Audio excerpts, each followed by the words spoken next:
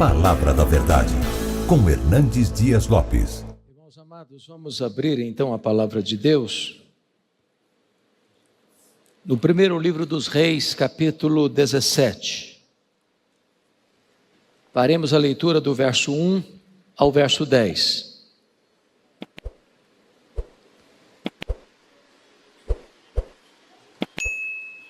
Primeiro Reis 17, de 1 a 10.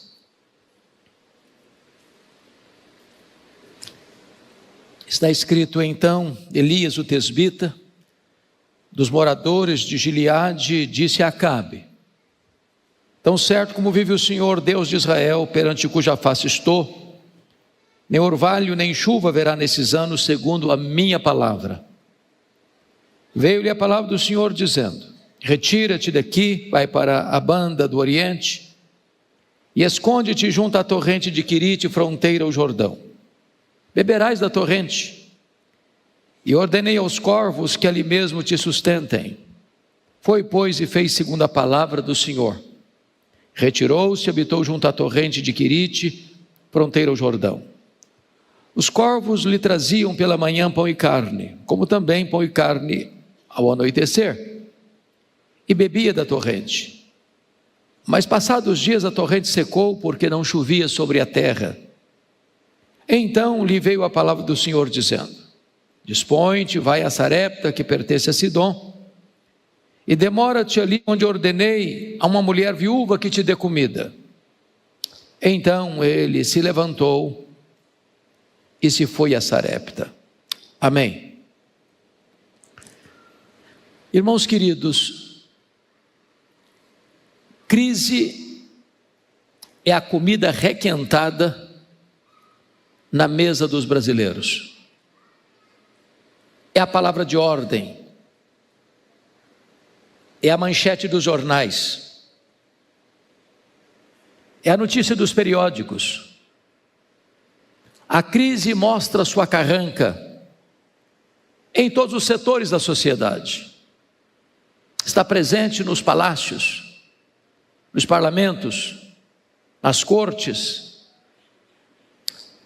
nas transações comerciais, nas relações diplomáticas. A crise está presente nas ruas, nas famílias, até mesmo nas igrejas. Quando você pensa em crise, e ela é medonha mesmo,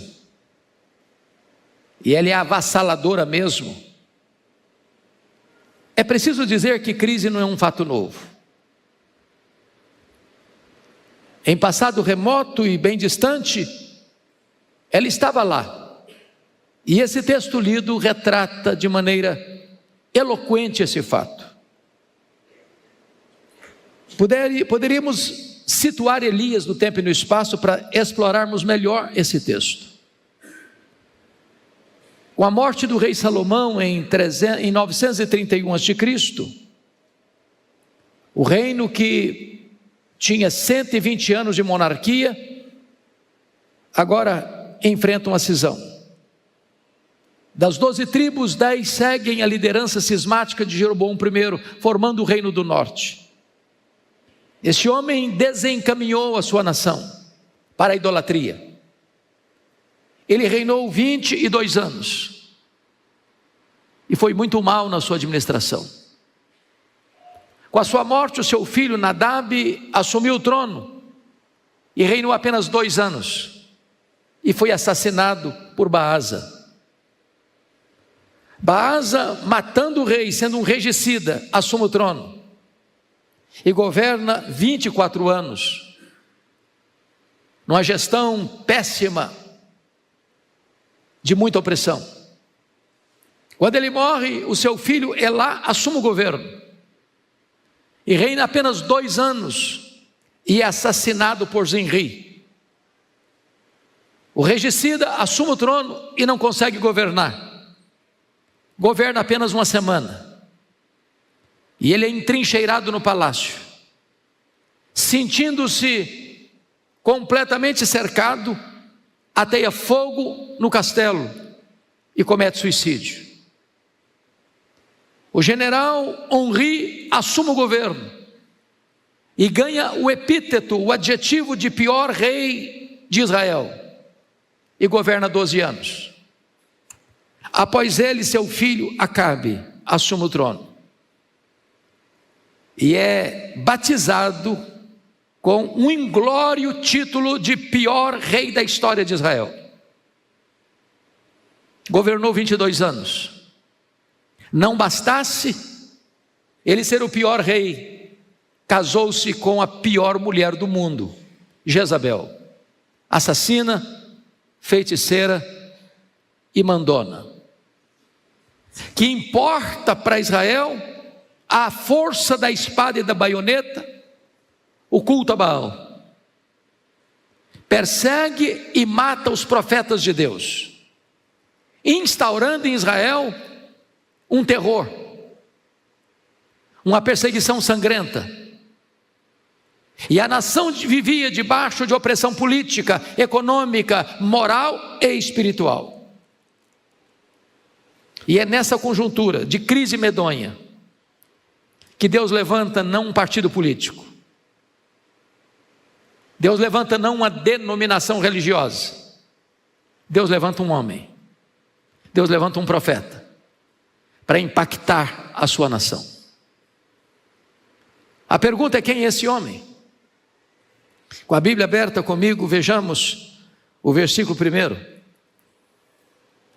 Há 6 estações na vida de Elias digna de destaque. Elias no palácio, Elias no deserto, Elias na fornalha, Elias no Carmelo, Elias na caverna, Elias no Jordão. Hoje eu vou me deter apenas nas 3 primeiras estações da vida de Elias. Comecemos com Elias no palácio. Então Elias, o tesbita, dos moradores de Gileade, disse a Acabe. Quando diz Elias o tesbita, ele não está falando do sobrenome dele, da família dele. Está falando da procedência geográfica dele. Ele vem de Tisbé. Quando você vai para o mapa para encontrar Tisbé, você não encontra. Tisbé era um lugarejo desconhecido, sem qualquer projeção no mapa geopolítico do mundo, incrustado na cordilheira de montanhas de Gileade, que ficaria hoje na Jordânia. Esse homem emerge do anonimato. A família dele não é conhecida. Ele não procede de uma escola de profetas. Ele não se origina de uma família sacerdotal. Diríamos nós que Elias era um ilustre desconhecido, de um lugar desconhecido, de uma família desconhecida, mas um homem que na crise da nação é levantado por Deus.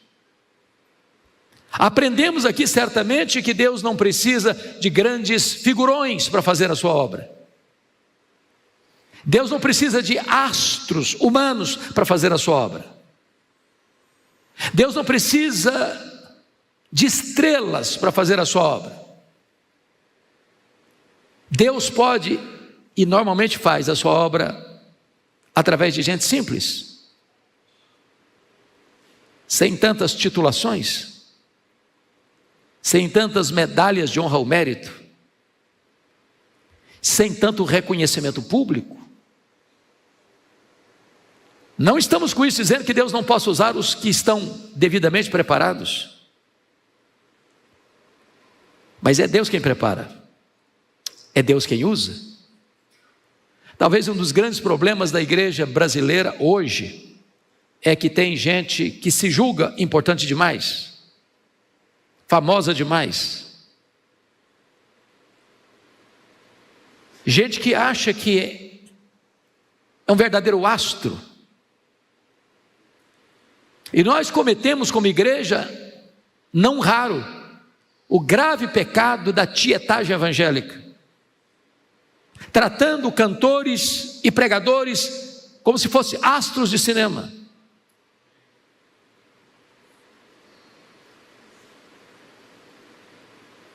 incentivando, no mínimo, essa cultura antropolátrica, centrada no homem.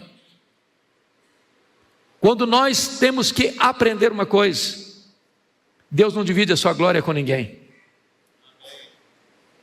As estrelas não podem brilhar quando o sol da justiça está brilhando.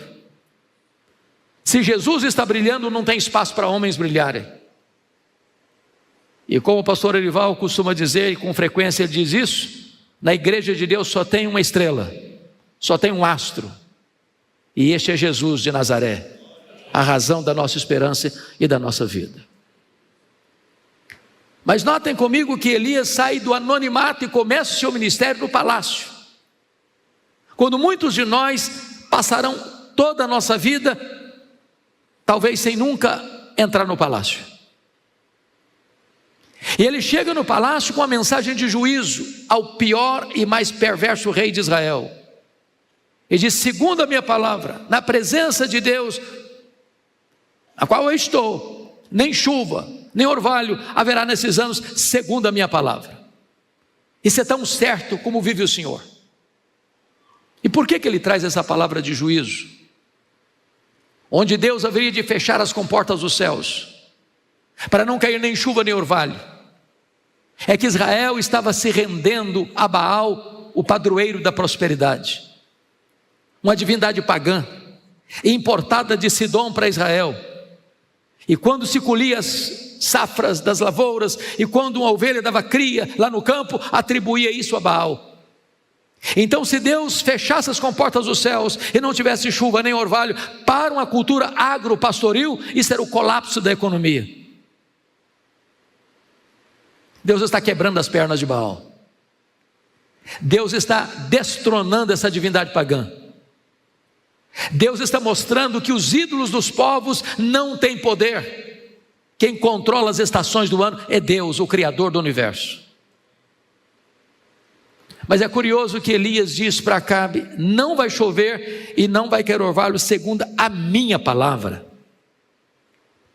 E a pergunta que nós fazemos é: de onde ele tira essa convicção?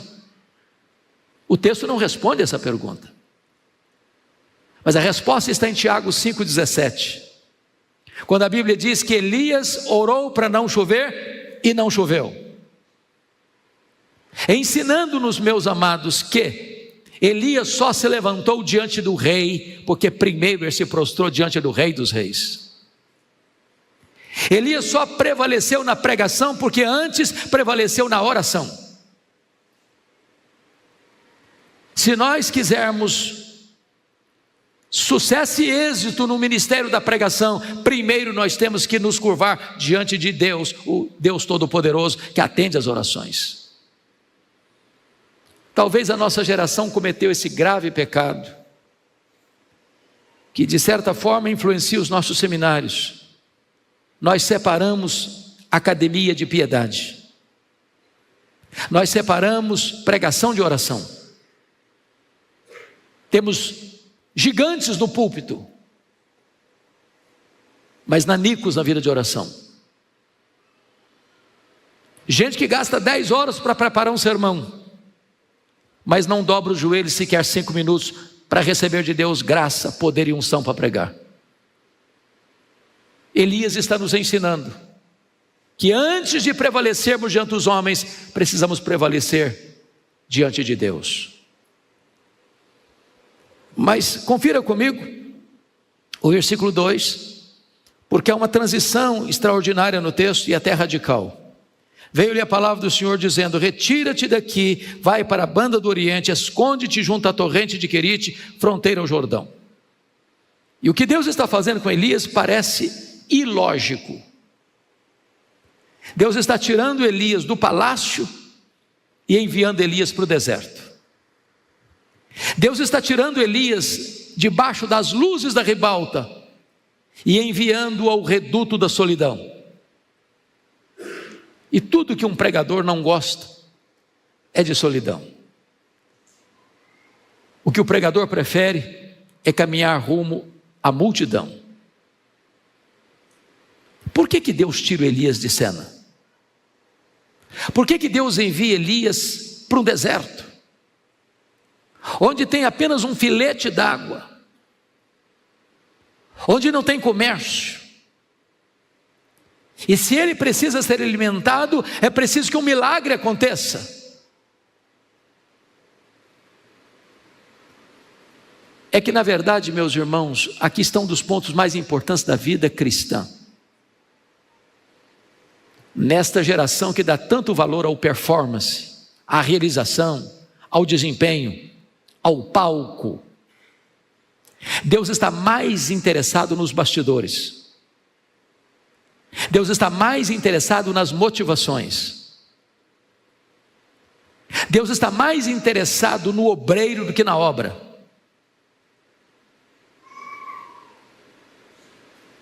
Deus está mais interessado em trabalhar em nós do que trabalhar através de nós. E Deus às vezes nos empurra para o deserto para nos ensinar algumas lições absolutamente importantes para o nosso crescimento e para a expansão da obra de Deus. E eu quero lhe dizer que o deserto não é um acidente de percurso na jornada da vida. O deserto é uma agenda de Deus. É Deus quem nos matricula na escola do deserto. É claro que nós não gostamos do deserto, porque o deserto nos humilha. O deserto nos reduz a nada. O deserto apaga as luzes dos holofotes sobre nós. Mas antes de Deus trabalhar através de nós, Deus trabalha em nós. E a primeira matéria no currículo de Deus, na escola do deserto, é tratar do nosso caráter, é tratar da nossa vida, é mostrar que nós somos totalmente dependentes de Deus, que vida com Deus precede trabalho para Deus. Mas em segundo lugar, Deus nos leva para a escola do deserto para nos ensinar na nossa total dependência dEle. Porque notem vocês, para onde Elias vai, não tem supermercado, não tem dinheiro, não tem provisão. Deus escala garçons voadores para levar pão e carne para ele. E se Elias fosse um homem de escrúpulos, ele questionaria Deus. Porque segundo as leis cerimoniais de Israel, os corvos eram animais imundos. E talvez Elias pudesse dizer: meu senhor, o senhor não podia escolher uma ave melhorzinha para levar pão e carne para mim? Eu não sei onde esse bendito desse corvo botou as suas garras.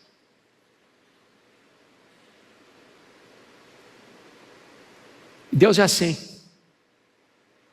Ele nos surpreende sempre. A questão básica, segundo o versículo 7, é que Elias está onde Deus mandou ele estar, fazendo o que Deus mandou ele fazer. E o verso 7 diz que, passados os dias, a torrente secou, porque não chovia sobre a terra. Bom, agora ele pode ter pão, agora ele pode ter carne, mas sem água, ele não sobrevive. E a grande questão da vida é o que fazer quando a fonte que nos abastece seca. Como Deus não é pego de surpresa, como Deus não fica lá no céu esfregando as mãos sem saber o que vai fazer com as nossas crises. A grande pergunta é: qual o projeto de Deus nisso? Quando nós estamos no centro da vontade de Deus e acaba a nossa provisão. Talvez aí nós tenhamos que aprender a mais importante lição da vida. É que quando a nossa provisão acaba, temos que aprender que dependemos mais do provedor do que da provisão. Quem nos sustenta é Deus. Quem abre portas é Deus. Quem envia os recursos é Deus. Já temos ouvido pastor Arival partilhar isso muitas e muitas vezes. Que o templo que nós adorávamos a Deus até segunda-feira passada, foi um milagre. Recursos não existiam. E a obra nunca parou por falta de recursos, porque o provedor da obra é Deus. Quando se planejou essa tenda, o orçamento, segundo o pastor Ival, era em torno de uns 6 milhões de reais. Já passam de 12. E nunca faltou recurso. E quando o caixa está vazio, quem abastece o caixa é Deus. Ele usa pessoas, mas quem move pessoas é Deus. Entenda isso: se Deus está levando você a uma situação onde faltam os recursos, não é porque Deus falhou com a sua providência, é porque Ele quer matricular você no estágio mais avançado da fé e da dependência dEle. É Ele quem provê, é Ele quem cuida, é Ele quem sustenta, é Ele quem abre portas, é Ele quem envia os recursos. Irmãos amados, se nós tivéssemos tudo nas nossas mãos, com todos os poderes de administrar tudo, sem falta nenhuma, para que fé? Viveríamos pela razão, pela lógica humana. Então Deus nos leva a experiências, para que nós saibamos que o nosso Deus é fiel, que Ele cuida de nós, que Ele está no controle, que a nossa escassez ou a nossa crise não o apanha de surpresa. Ao contrário, isso vem para tonificar as musculaturas da nossa alma e para fortalecer a nossa fé e para nos dar experiências com Ele, da sua provisão.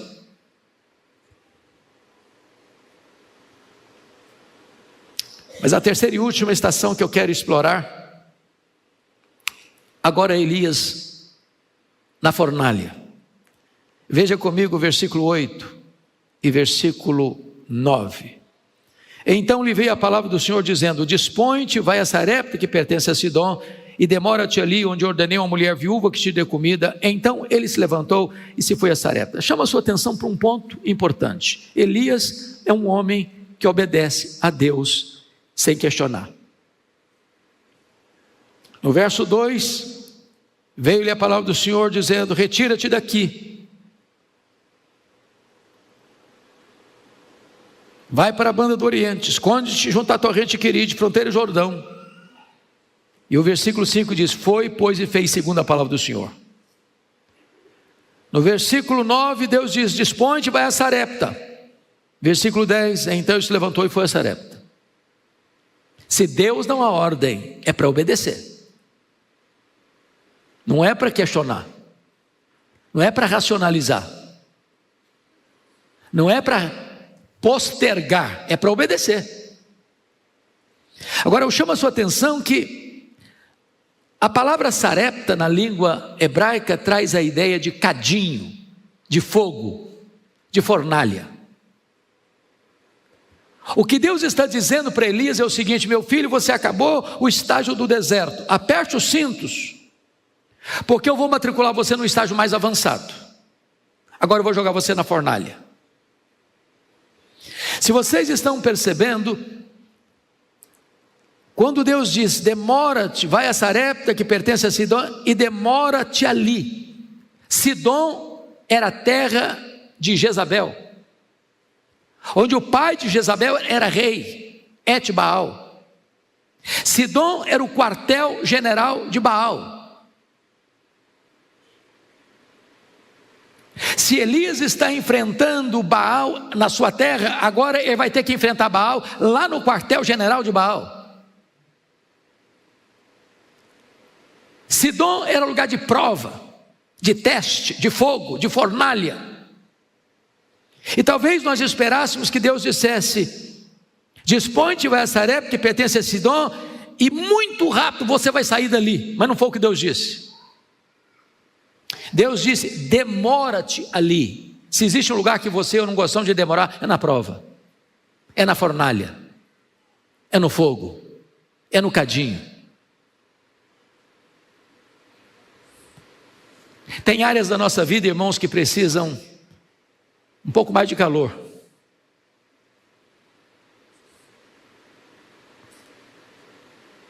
Tem hora que a chama precisa aumentar um pouco e demorar um pouco mais. Veja você que ele está em Querite escondido. Escondido de quê? Escondido de quem? Escondido da perseguição, escondido de Jezabel, escondido de Acabe. São assassinos, são sanguinários, estão matando os profetas de Deus. E de Querite a Sarepta eram 150 quilômetros a pé, e ele precisava ultrapassar a fronteira, entregar o passaporte. Vale destacar, segundo o capítulo 18, verso 10, que a essas alturas ele estava sendo procurado em todo o território de Israel, nas nações vizinhas, como o inimigo número 1 da nação de Israel. Agora me permita lhe dizer, o Deus que envia é o Deus que protege. E a ordem de Deus para ele parece novamente muito estranha, no mínimo. Porque Deus disse para ele: você vai para Sarepta, porque lá tem uma mulher viúva que vai sustentar você. As viúvas naquela época eram bem diferentes das viúvas de hoje. Via de regra, as viúvas de hoje, pela graça de Deus, muitas delas ficam muito bem amparadas. Às vezes herdam verdadeiras fortunas. E passam a viver muito bem, sem um marido chato do lado e com todo o dinheiro para desfrutar de boa vida e boas viagens. Naquela época, a viúva era símbolo de desamparo. Se Deus dissesse para Elias assim: vai porque você vai sustentar uma mulher viúva, lá em Sarepta ele poderia pensar: pelo menos eu tenho um ministério, vou cuidar de uma mulher viúva. Mas foi o contrário. Vai porque lá uma mulher viúva vai sustentar você. E chega lá, a viúva que vai sustentar, ela está morrendo de fome. Será que Deus errou no cálculo? Será que Deus não conhecia matemática? Será que Deus não conhecia finanças? Será que Deus cochilou na avaliação? Não. Deus tinha humilhado esse homem e preparado esse homem para os grandes embates da vida. Primeiro dependendo de corvos, agora dependendo de uma mulher que está morrendo de fome. Deus usa instrumentos impensáveis para nos balançar, para dizer assim: olha, você depende de mim, sou eu quem sustento você, sou eu quem cuido de você. O que é maravilhoso é que aquela viúva conheceu a Deus na cozinha, e não tem lugar melhor no mundo para conhecer a Deus do que na cozinha. Quando eu leio e releio, e leio e releio esse texto, a compreensão que eu tenho é que Deus não multiplicou para aquela viúva um saco de trigo e um tonel de azeite. Tinha um punhado de farinha, um pouquinho de azeite na botija. E toda vez que essa mulher ia para a cozinha fazer a refeição e usava a farinha e o azeite, ela olhava de volta na vasilha, o mesmo nível de trigo, o mesmo nível de azeite, o mesmo nível de trigo, o mesmo nível de azeite, o mesmo nível de trigo, o mesmo nível de azeite, semana após semana, mês após mês. E eu quero dizer para vocês aqui hoje que Deus continua multiplicando a farinha na nossa panela e o azeite na nossa botija. É Ele quem nos sustenta. É dele que vem o nosso sustento. Agora preste atenção nisso. Na mesma casa que acontece um milagre, acontece também uma tragédia. Algumas pessoas acham estranho isso. E até mesmo há algumas décadas, aqui no Brasil, prosperou uma falsa teologia de que se você é crente de verdade, você não pode ficar doente. E alguns pregadores dessa falsa teologia, ao ficarem doentes, tiveram que ir escondido para o hospital. Não é verdade que se você é crente, você está blindado. Não existe imunidade especial para crente. Estamos sujeitos às lutas, às dores, a problemas financeiros, a problemas de saúde. Crente chora a dor do luto. E diz a Bíblia que o filho único dessa viúva adoece, e a doença agravou, diz a Bíblia, a ponto do menino vir a morrer. Tem choro de dor na casa de crente.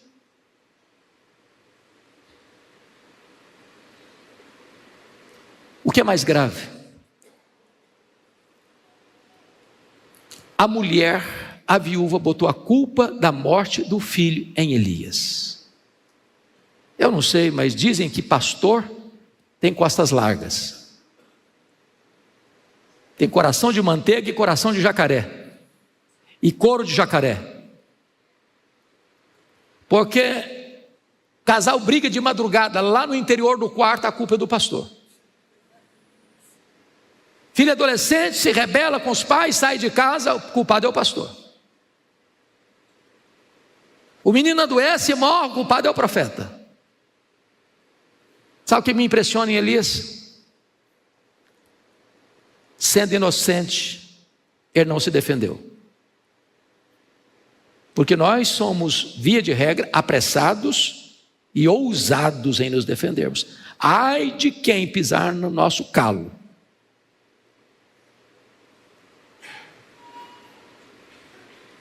Elias não se defendeu.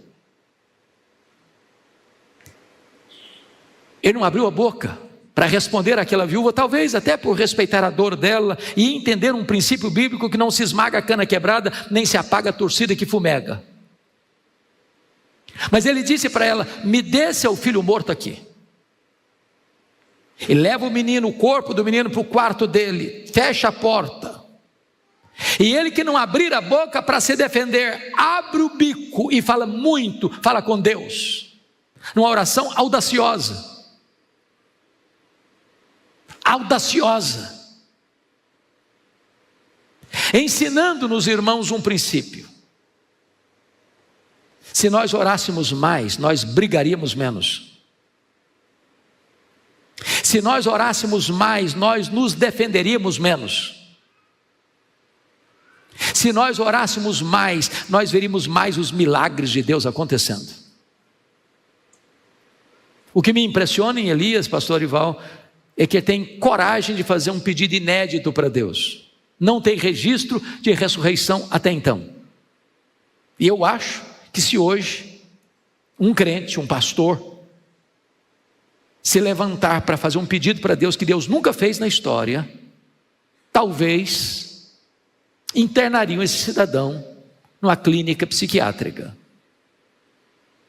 Ou talvez carimbariam a ele com o título herege, maluco, inconsequente. Elias tem coragem de pedir para Deus trazer de volta a alma do menino e ressuscitar o menino. O que é espantoso é que Deus fez o improvável, o impossível, ressuscitou o menino. Agora, só pense comigo algumas coisas. Se Elias fosse um dos chamados estrelas de hoje, que fazem propaganda de milagres que nunca aconteceram, agora com um milagre inédito em suas mãos, o que ele teria feito? Se fosse um dos estrelas de hoje, talvez fizesse algumas coisas. Primeiro, chamaria uma coletiva da imprensa para dizer quão grande homem ele era. Talvez colocaria alguns outdoors na cidade de Sarepta com a fotografia deles. Agora sim tem um profeta de Deus aqui. Talvez bateria palmas para ele mesmo. Ele não fez nada disso. Diz a Bíblia que ele traz o menino vivo nos braços, o devolve à sua mãe e diz: veja, o teu filho vive. Ensinando-nos outra lição. Se Deus pela sua graça está usando você, bote a boca no pó, porque tudo vem dele, tudo é por meio dele e tudo é para ele. E eu encerro dizendo que quando você honra Deus, Deus honra você. Porque o último verso deste capítulo, verso 24, em face deste extraordinário milagre, a mãe, a viúva, diz assim para Elias: agora eu sei que tu és homem de Deus, e que a palavra do Senhor na tua boca é verdade. Que coisa impressionante. Homem de Deus. Hoje tem homens cultos, poderosos, influentes, mas parece-nos que escasseiam os homens de Deus. A segunda frase me choca e me perturba ainda hoje. A palavra do Senhor na tua boca é verdade. Então significa que a palavra do Senhor pode não ser verdade na minha boca.